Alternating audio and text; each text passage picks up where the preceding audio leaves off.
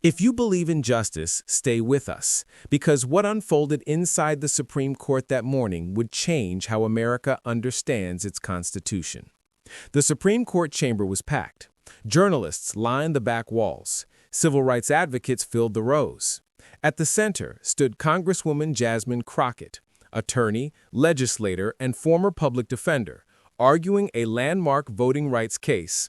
From the moment she began, the tension was electric. Within 5 minutes, Justice Samuel Alito interrupted her, not once, but 3 times. "Congresswoman Crockett," he snapped, "that's not what the Constitution says." The courtroom froze, but Crockett didn't flinch.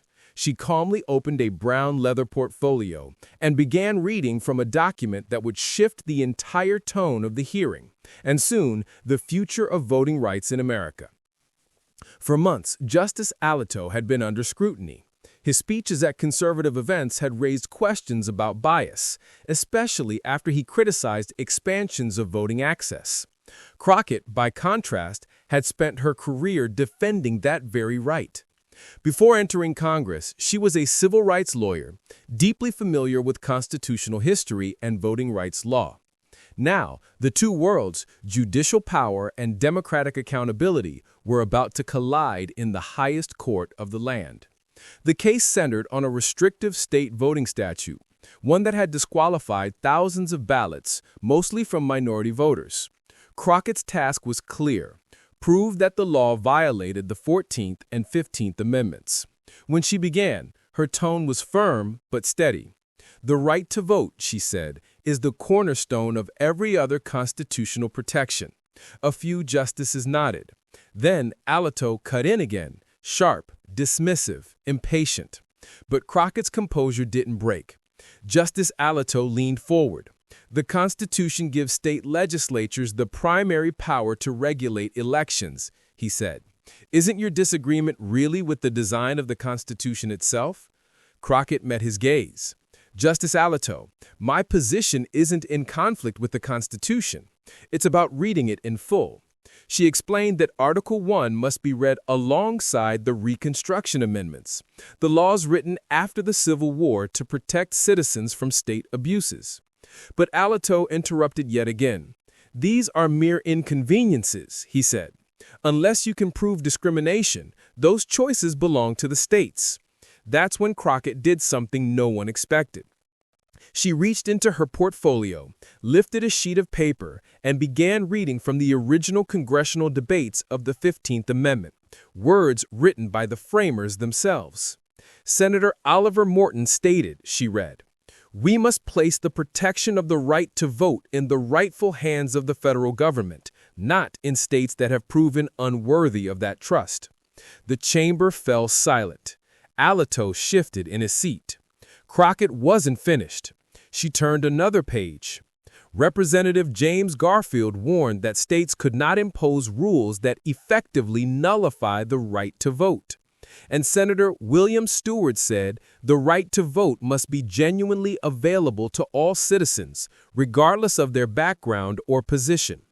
These weren't abstract theories. They were the framers' own words, contradicting Alito's interpretation. Even Chief Justice Roberts leaned forward. Justice Kagan nodded. Justice Barrett began taking notes. Crockett looked back at the bench.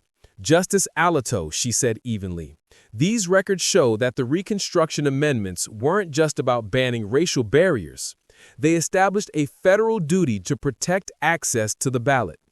A ripple passed through the courtroom. Her argument was surgical, historical, and undeniable. When Crockett concluded, she delivered one last line that would echo across the country.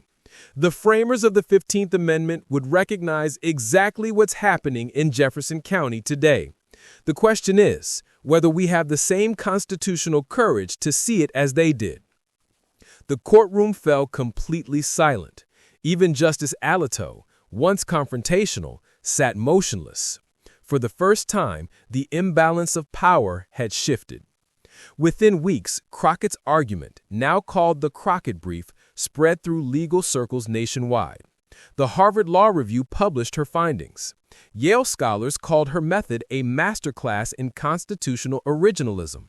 3 months later, the Supreme Court delivered its verdict. In a 6-3 decision, the court struck down the restrictive law. Chief Justice Roberts wrote that the decision flowed directly from the original understanding of the Reconstruction Amendments, a historic shift in voting rights doctrine. Even Alito issued a concurring opinion, softening his earlier stance. For the first time in decades, the court established a new rule. When a voting law disproportionately affects access to the ballot, it must face heightened scrutiny. The result?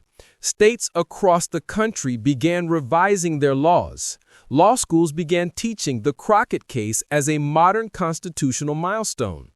Months later, in a PBS documentary, Crockett reflected on that day. It was never about partisan victory. It was about reminding America that our Constitution lives and that courage keeps it alive. Her words sparked a new wave of civic engagement. Voter turnout surged in counties once silenced by suppression. And across the country, young women of color enrolled in law school, citing her as inspiration. Even the Supreme Court itself quietly adopted a binding ethics code, its first in history, a ripple effect few could ignore. This wasn't just a courtroom victory, it was a reckoning. When Justice Alito interrupted Jasmine Crockett, he expected compliance. Instead, he witnessed history. In a single exchange, she turned the Constitution's forgotten pages into living truth, reminding America that justice isn't preserved by silence, but by those who dare to speak. If stories like this move you, if you believe in truth, courage, and accountability, subscribe to Mouthpiece Channel, because the next battle for democracy may already be unfolding, and you deserve to see it first.